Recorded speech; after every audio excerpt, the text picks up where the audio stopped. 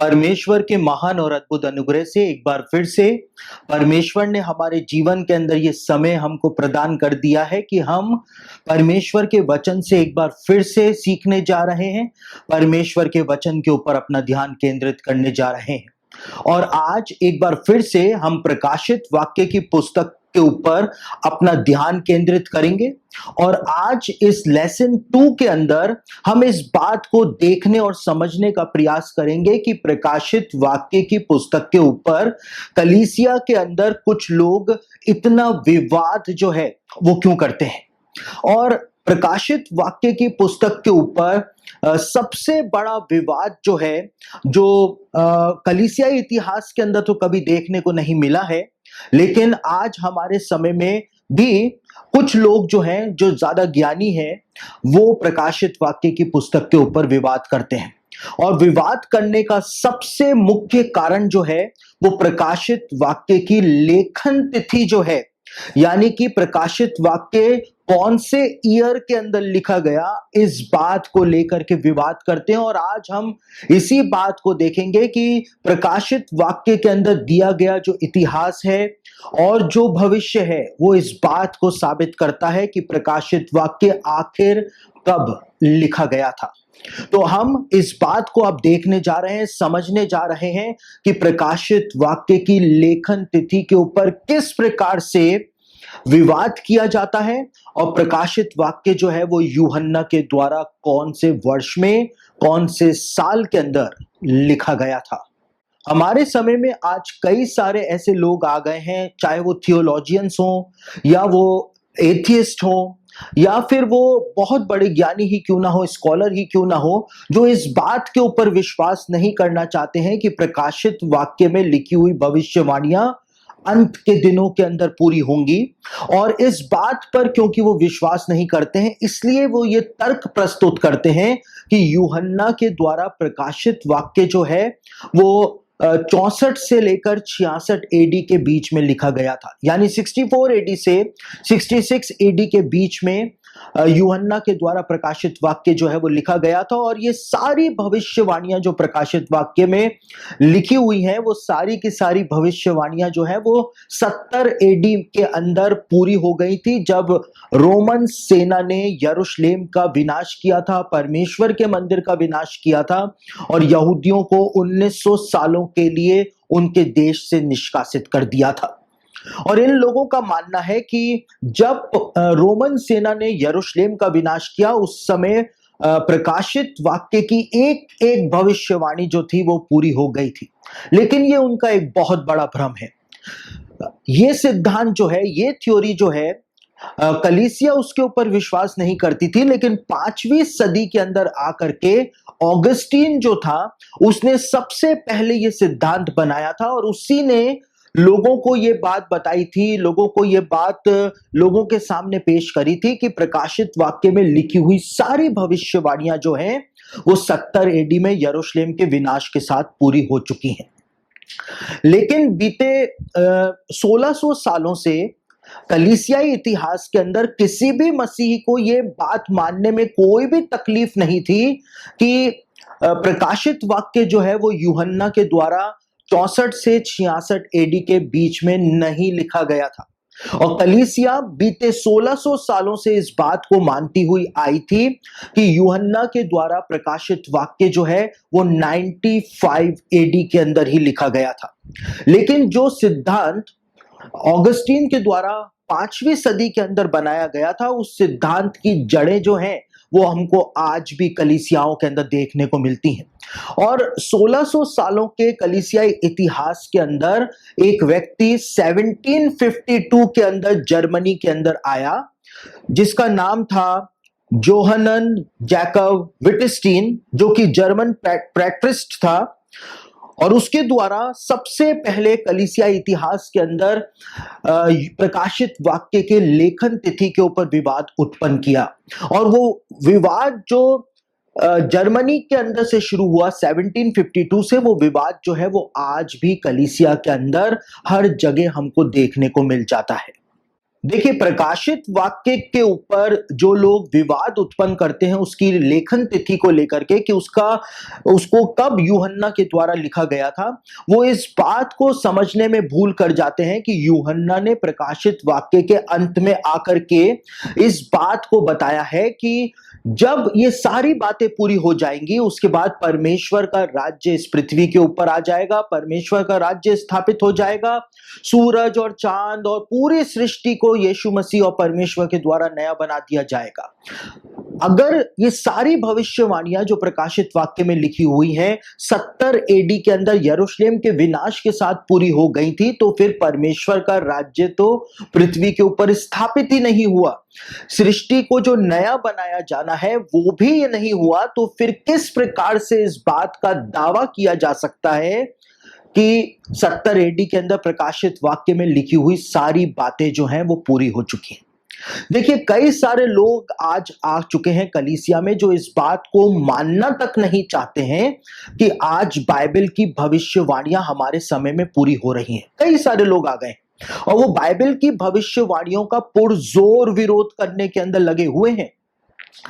कई सारे लोग जो हैं उनको हर प्रकार के संदेश आप सुना लीजिए, हर प्रकार की बातें उनको बता दीजिए, आशीषों की बातें बता दीजिए, चंगाई की बातें बता दीजिए, जीवन में सफलता कैसे मिलनी है वो बता दीजिए, बाइबल के रहस्यों को बता दीजिए, गूढ़ बातों को बता दीजिए। लेकिन जैसे ही आप उनके सामने बाइबल की भविष्यवाणियों के ऊपर प्रचार करना शुरू करेंगे वो तुरंत ही आपका विरोध करना शुरू कर देंगे। और ऐसा इसलिए है क्योंकि एंटी क्राइस्ट की आत्मा जो है, जो कि एक धार्मिक आत्मा है, एंटी क्राइस्ट की आत्मा एक रिलीजियस स्पिरिट यूहन्ना के द्वारा अपनी पत्रियों के अंदर बताई गई है। एंटी क्राइस्ट की आत्मा एक धार्मिक आत्मा है, एक रिलीजियस स्पिरिट है जो बाइबल की भविष्यवाणियों का और उन सारे लोगों का विरोध करती है जो बाइबल की भविष्यवाणियों के ऊपर प्रचार करते हैं। इसी विषय में मैं आपको एक बात बताऊं, एक कलीसिया के पास्टर को मैं जानता हूं और वो पहले तो बाइबल की भविष्यवाणियों का विरोध नहीं करते थे, लेकिन वो क्योंकि मुझको पसंद नहीं करते हैं और जैसे ही उनको पता चला कि मैंने प्रकाशित वाक्य के ऊपर एक पुस्तक को लिखा है जिसका नाम है 666, और जैसे ही उनको ये बात पता चली कि मैंने 666 के ऊपर पुस्तक को लिखा है, तो उन्होंने प्रकाशित वाक्य के ऊपर बहस करनी शुरू कर दी। प्रकाशित वाक्य को लेकर के उन्होंने ये दावा करना शुरू कर दिया कि प्रकाशित वाक्य में लिखी हुई सारी बातें जो है वो इतिहास के अंदर 70 एडी में यरूशलेम के विनाश के समय में पूरी हो चुकी है। तो आप इस बात को समझिए कि अनेकों लोग जो हैं इस बात को जानते हैं कि प्रकाशित वाक्य में लिखी हुई बातें जो हैं वो भविष्य के अंदर पूरी होंगी, लेकिन किसी न किसी कारणवश वो प्रकाशित वाक्य का विरोध करते हैं। और देखिए, जो लोग इस बात का विरोध करते हैं कि प्रकाशित वाक्य जो है वो 64 से लेकर 66 एडी में लिखा गया था, 95 एडी के अंदर नहीं लिखा गया था, वो एक प्रकार के भ्रम के अंदर अपना जीवन आज बिता रहे हैं, क्योंकि नया नियम खुद इस बात को बताता है, कलीसिया का इतिहास इस बात को बताता है, और अर्ली चर्च फादर्स के लेख जो हैं वो भी इस बात को बताते हैं कि प्रकाशित वाक्य का लेखन जो था वो यूहन्ना के द्वारा 95 एडी के आसपास ही किया गया था। और जब हम नए नियम को देखते हैं, जब हम चर्च हिस्ट्री को देखते हैं, जब हम अर्ली चर्च फादर्स के लेखों को देखते हैं, तो ऐसे लोगों का दावा जो है वो हमको खोखला नजर आता है, जो इस बात को कहते हैं कि प्रकाशित वाक्य जो है वो पौलुस के समय में यानी 64 से लेकर 66 एडी के अंदर लिखा गया था, और ये सारी बातें जो हैं वो 70 एडी के अंदर यरूशलेम के विनाश के साथ पूरी हो चुकी हैं। और यदि आपके सामने भी कोई आकर के इस बात को बोले कि प्रकाशित वाक्य में लिखी हुई सारी बातें जो हैं वो 70 एडी के अंदर यरूशलेम के विनाश के साथ पूरी हो चुकी हैं, तो आप इस बात को जानिएगा कि वो व्यक्ति जो है, चाहे वो कोई सा भी व्यक्ति हो, चाहे कितना ही बड़ा प्रकांड पंडित ही क्यों ना हो, कितने ही बड़े ओहदे पर क्यों ना हो, लेकिन आप इस बात को जानिएगा कि उसके पास ना तो नए नियम का ज्ञान मौजूद है और ना ही वो चर्च हिस्ट्री के बारे में कुछ जानता है, ना ही उसने अर्ली चर्च फादर्स के लेखों को कभी भी पढ़ा है। इसी कारण वो इन सब बातों को बोल रहा है। क्योंकि हमारे पास इस बात के पुख्ता प्रमाण मौजूद है कि यूहन्ना ने प्रकाशित वाक्य को 95 एडी के आसपास ही लिखा था, और ये भविष्यवाणियां जो प्रकाशित वाक्य में दी गई हैं वो भविष्य के अंदर पूरी होने जा रही हैं। हमारा दूल्हा, हमारा राजा जो है वो वापस इस संसार के अंदर आने वाला है। और आज इसी कड़ी के अंदर हम दो प्रकार के प्रमाणों को देखेंगे, दो प्रकार के एविडेंसेस को देखेंगे, जिसके द्वारा हम इस बात को जानने का प्रयास करेंगे कि यूहन्ना ने प्रकाशित वाक्य आखिर लिखा कब था, और नया नियम, चर्च हिस्ट्री और अर्ली चर्च फादर्स के लेख जो हैं वो हमको इस विषय में क्या बताते हैं, क्या समझाते हैं। और दो प्रकार के प्रमाणों को जो हम देखेंगे, वो पहले हम इंटरनल एविडेंसेस को देखेंगे और उसके बाद हम एक्सटर्नल एविडेंसेस को देखेंगे। और आपके सामने इस लेसन में ये बात बिल्कुल साफ हो जाएगी कि यूहन्ना ने प्रकाशित वाक्य को जो लिखा था वो 95 एडी के आसपास ही उसको उसने लिखा था।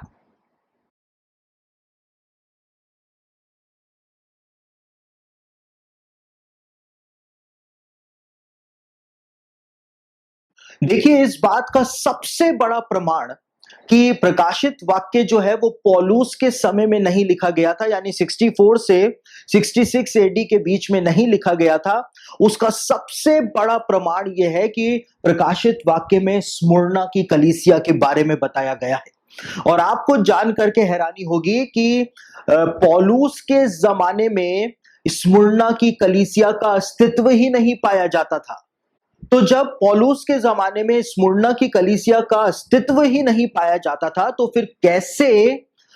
यूहन्ना जो है वो प्रकाशित वाक्य पौलुस के जमाने में लिख सकता था? 66 या 64 एडी में कैसे वो इस प्रकाशित वाक्य में इस बात को लिख सकता था, स्मुर्ना की कलीसिया के बारे में लिख सकता था? एक कलीसियाई अगुवा हुआ करता था जिसका नाम था पॉलीकार्प, और पॉलीकार्प जो था वो प्रेरित यूहन्ना का शिष्य हुआ करता था। और 110 एडी के अंदर पॉलीकार्प जो था उसने इस बात को लिखा था कि स्मुर्ना के लोगों ने पौलुस के जमाने के अंदर, पौलुस जब सेवा कर रहा था उस समय यीशु मसीह के बारे में जाना ही नहीं था। यानी कि पॉलीकार्प के लेख इस बात को बताते हैं कि स्मुर्ना की कलीसिया के लोगों ने तो यीशु मसीह के सुसमाचार को पौलुस के जमाने में सुना ही नहीं था। तो जो लोग इस बात को कहते हैं कि यूहन्ना ने प्रकाशित वाक्य को पौलुस के समय के अंदर लिखा था, वो यहां पर आकर के उनका दावा खोखला हो जाता है, यहां पर आकर के उनका दावा खोखला साबित हो जाता है, क्योंकि स्मुर्ना की कलीसिया पौलुस के जमाने में पाई ही नहीं जाती थी। एक कलीसियाई विद्वान हुए जिनको प्रकाशित वाक्य का स्पेशलिस्ट कहा जाता है, उनका नाम था R.H. चार्ल्स। और R.H. चार्ल्स जो थे उन्होंने अपनी पुस्तक में इस बात को बताया था कि 64 से 66 एडी के बीच में, यानी पॉल जिस समय सेवा कर रहा था, पौलुस जिस समय सेवा कर रहा था, उस समय स्मुर्ना की कलीसिया का अस्तित्व ही नहीं पाया जाता था। और ये एक बहुत बड़ा प्रमाण है जो इस बात को साबित करता है कि यूहन्ना ने प्रकाशित वाक्य को 90 से 95 एडी के बीच में ही लिखा था, 64 से 66 एडी के बीच में नहीं लिखा था।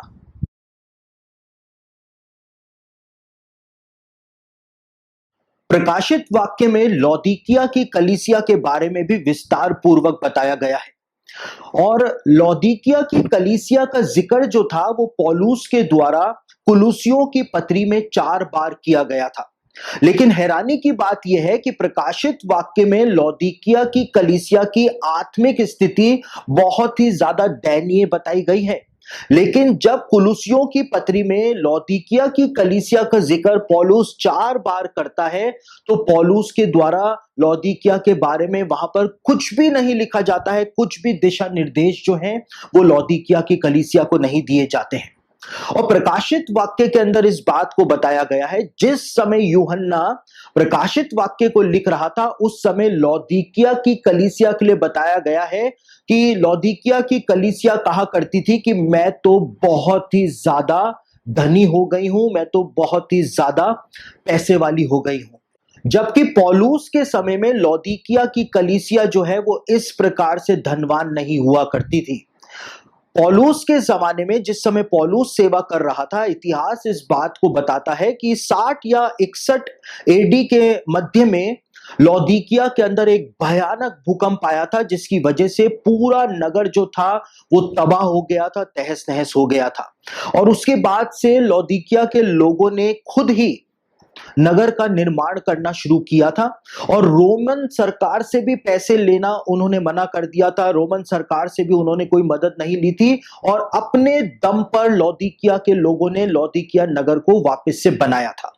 और इतिहास इस बात को बताता है कि लौदीकिया नगर को लौदीकिया के निवासियों ने जो वापस से बना करके खड़ा किया था, आलीशान नगर जो बना करके खड़ा किया था, वो 88 से लेकर 90 एडी के मध्य में उन्होंने लौदीकिया नगर का निर्माण वापस कर लिया था। और यदि आज भी आप लौदीकिया के नगर में जाएं, जहां पे प्राचीन अवशेष हैं, तो वहां पर आपको इंस्क्रिप्शन जो है, स्टोन इंस्क्रिप्शन जो है, वो लगे हुए मिल जाएंगे, जिसके ऊपर ये बात जो है वो दर्ज हो रखी है कि 88 से 90 एडी के बीच में ही लौदीकिया नगर को वापस से लौदीकिया के लोगों ने बनाया था, और एक आलीशान नगर जो था उन्होंने बनाया था। और इसी वजह से लौदीकिया के लोगों को घमंड हो गया था, और वो कहा करते थे कि मैं तो बहुत पैसे वाला हूं, हम तो बहुत ही ज्यादा धनी हैं। एक घमंडी कलीसिया जो हुआ करती थी वो लौदीकिया में पाई जाती थी। लेकिन पौलुस के जमाने के अंदर लौदीकिया जो था वो कोई धनी या संपन्न नगर नहीं था। लौदीकिया जो था वो पूरी तरह से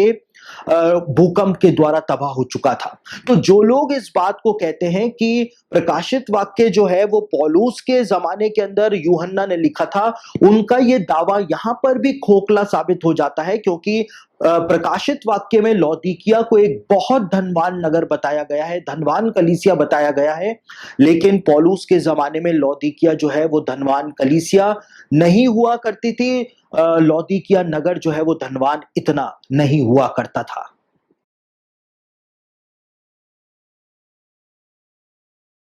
एक और प्रमाण कि प्रकाशित वाक्य पौलुस के जमाने में ना लिख करके यूहन्ना ने 90 से 95 एडी के मध्य में लिखा था, वो प्रमाण ये है कि प्रकाशित वाक्य के पहले अध्याय में ही इस बात को बताया हुआ है कि यूहन्ना को पतमुस नाम टापू के ऊपर भेज दिया गया था, और एक काला पानी की सजा के रूप में यूहन्ना को पतमुस नाम टापू पर सजा के तौर पर भेजा गया था। और ये काला पानी की सजा जो रोमन साम्राज्य के अंदर रोमन सम्राटों के द्वारा दी जाती थी, ये रोमन सम्राट डोमिशियन की सबसे पसंदीदा सजा जो है वो हुआ करती थी, जो वो अपराधियों को दिया करता था। और डोमिशियन जो था वो अपराधियों को काला पानी की सजा दे करके उनको अलग अलग टापुओं के ऊपर भेज दिया करता था। और रोमन सम्राट डोमिशियन जो था, उसका शासनकाल जो है वो 90 से 95 एडी के आसपास का ही माना जाता है। यदि हम इस बात को मानते हैं कि प्रकाशित वाक्य 64 से लेकर 65 एडी में या 66 एडी के अंदर लिखा गया, तो उस समय रोमन सम्राट जो था, रोमन कैसर जो था, वो नीरो हुआ करता था। और नीरो जो था वो अपराधियों को जब सजा देता था तो उनका गला कटवा दिया करता था या उनको क्रूस के ऊपर चढ़वा दिया करता था। ये उसकी पसंदीदा सजा जो है वो हुआ करती थी। और हम देखते हैं कि पौलुस का गला जो था वो नीरो ने ही कटवाया था, और पतरस को क्रूस के ऊपर नीरो के द्वारा ही चढ़वाया गया था। एक अत्यंत क्रूर सम्राट जो था वो नीरो हुआ करता था। लेकिन कलीसिया इतिहास भी इस बात को बताता है कि डोमिशियन जो था, रोमन सम्राट डोमिशियन जो था, उसकी पसंदीदा सजा जो हुआ करती थी, जो वो अपराधियों को दिया करता था, वो काला पानी की सजा ही हुआ करती थी। और कलीसियाई इतिहासकार इसेबियुस के लेखों में इस बात को बताया गया है कि 95 एडी के आसपास ही डोमिशियन ने एक महिला को भी, जिसका नाम डोमिटिला था, को पोंशिया नाम के एक टापू पर काला पानी की सजा दी थी। तो इस प्रकार से हम देखते हैं कि डोमिशियन जो द्वारा जो काला पानी की सजा दी जाती थी, उसके आधार पर भी हम इसी तथ्य के ऊपर पहुंचते हैं कि प्रकाशित वाक्य का लेखन पतमुस नाम टापू में जो यूहन्ना ने किया, वो डोमिशियन राजा की सजा के कारण ही किया था। और डोमिशियन जो राज्य रोम के ऊपर किया करता था, वो 90 से 95 एडी के दौरान ही वो शासन जो है वो किया करता था। और इस बात से भी हमको यही प्रमाण मिलता है कि प्रकाशित वाक्य की भविष्यवाणियां जो हैं वो अंत के दिनों के लिए लिखी गई हैं। वो 70 एडी के अंदर मंदिर के और यरूशलेम के विनाश के साथ पूरी नहीं हुई हैं।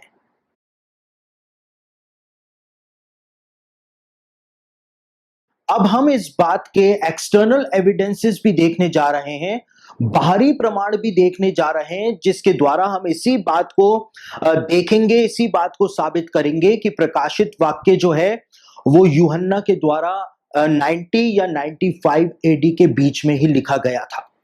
और सबसे पहला भारी प्रमाण जो हम देखेंगे वो कलीसियाई अगुआ जो दूसरी सदी का हुआ करता था, जिसको इरेनियस के नाम से जाना जाता था। हम उसके द्वारा लिखी गई जो पुस्तक थी जिसका नाम था अगेंस्ट हेरेसीज, उसके अंदर जो बातें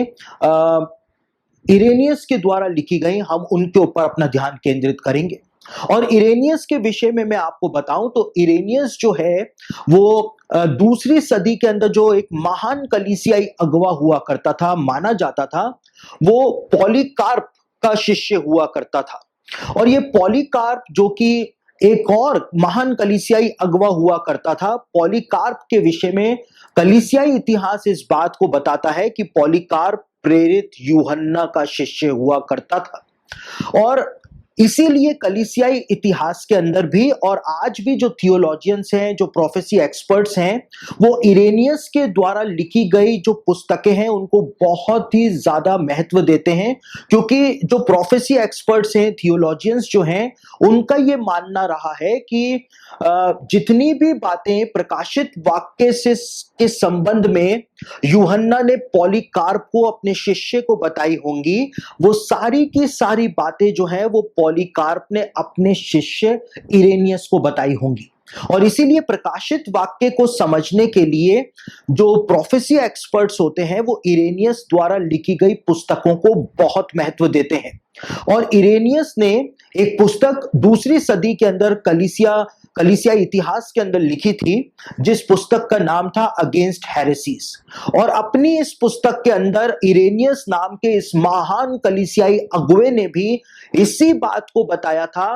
कि प्रकाशित वाक्य को यूहन्ना के द्वारा डोमिशियन राजा के शासनकाल में लिखा गया था, यानी कि प्रकाशित वाक्य जो है वो 90 एडी से 95 एडी के बीच में ही लिखा गया था, या 95 एडी में ही लिखा गया था।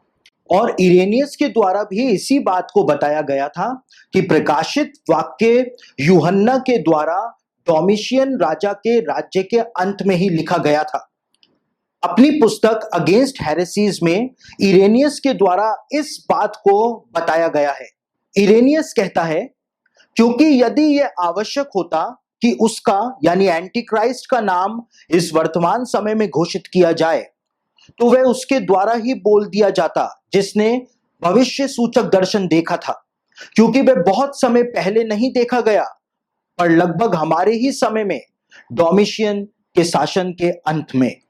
इरेनियस ने साफ तौर से इस बात को बताया था कि यूहन्ना ने प्रकाशित वाक्य का जो दर्शन देखा, भविष्यवाणियों का दर्शन जो देखा, वो डोमिशियन राजा के शासन के अंत में उसने ये दर्शन देखा था। और कलीसियाई इतिहास इस बात को बताता है, विश्व इतिहास भी इस बात को बताता है कि डोमिशियन जो राजा था, रोमन कैसर जो था, उसको 18 सितंबर एडी 96 में मार डाला गया था। यानी इरेनियस ने भी अपनी पुस्तक के अंदर साफ तौर से इस बात को बताया था कि एडी 95 में ही यूहन्ना के द्वारा प्रकाशित वाक्य की पुस्तक को लिखा गया था। और देखिए, इरेनियस ने अपनी ये पुस्तक अगेंस्ट हेरेसीज जो थी वो दूसरी सदी के अंदर लिखी थी, और उस समय यूहन्ना को मरे हुए ज्यादा समय नहीं हुआ था। तो इरेनियस के पास उस समय का इतिहास और जानकारी मौजूद थी और इसीलिए उसने इस बात को बताया था कि प्रकाशित वाक्य जो है वो 95 एडी में ही लिखा गया था, डोमिशियन राजा के शासन के अंत में लिखा गया था। कलीसियाई इतिहास के अंदर जब हम आगे बढ़ते हैं तो एक और कलीसियाई अगवा जो था, जिसको क्लेमेंट ऑफ एलेक्जेंड्रिया के नाम से जाना जाता है, उसने भी इसी बात को बताया था कि यूहन्ना द्वारा प्रकाशित वाक्य जो है वो डोमिशियन राजा के समय में ही लिखा गया था।